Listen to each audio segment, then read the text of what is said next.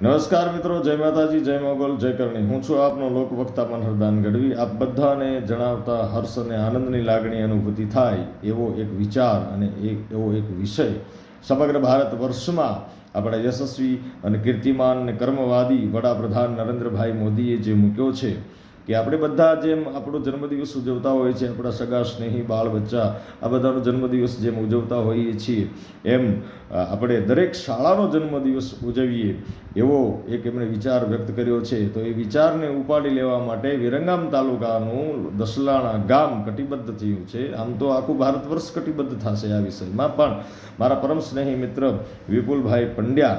જેને મારે આજે વાર્તાલાભમાં એમણે મને કહ્યું કે અમે અમારા ગામ અને વિસ્તારે આવું ખૂબ સરસ મજાનું વિચાર ઉપાડી લીધો છે, તો આ આખો ગુજરાત આ વિચાર ઉપાડવાનું છે. તો પ્રથમ મારી ખૂબ અભિનંદન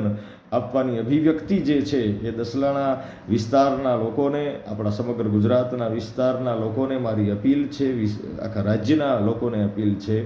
કે આવો આપણે બધા ભેળા મળીએ અને તારીખ 17/3/2024 એ નક્કી કરેલા દિવસે આપણે આપણી ગુરુ પરંપરા ને સમગ્ર વિશ્વને દર્શિત કરીએ, પ્રદર્શિત કરીએ કે ગુરુ બિન જ્ઞાન ન ઉપજે, ગુરુ બિન મિટે ન ભેદ, ગુરુ બિન સંશય ના ટળે, ભલે વાંચીએ ચારે વેદ. તો દસલાણા ગામના ગ્રામજનો, વિસ્તારના લોકો અને દસલાણા ગામની જે શાળા છે, ગુરુકુળ છે, એના ગુરુગણો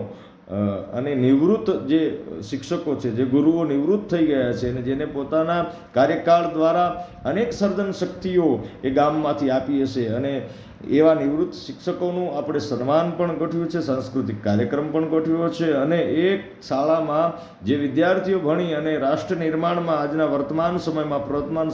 કોઈ પણ પદ પ્રતિષ્ઠા શોભાવતા હોય, કોઈ પણ ક્ષેત્રમાં આપણા રાષ્ટ્ર નિર્માણમાં યોગદાન આપતા હોય એવા પ્રતિભાશાળી વિદ્યાર્થીઓનું પણ સન્માન છે, સાંસ્કૃતિક કાર્યક્રમ પણ છે. તો આવો બધા જ લોકોને મારી હૈયાથી અપીલ છે,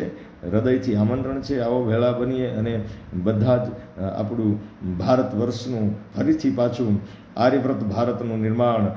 એક આપણા ડિજિટલ યુગની સાથે સમન્વય સાધી અને કરીએ. જય માતાજી, જય કરણી, જય મોગલ.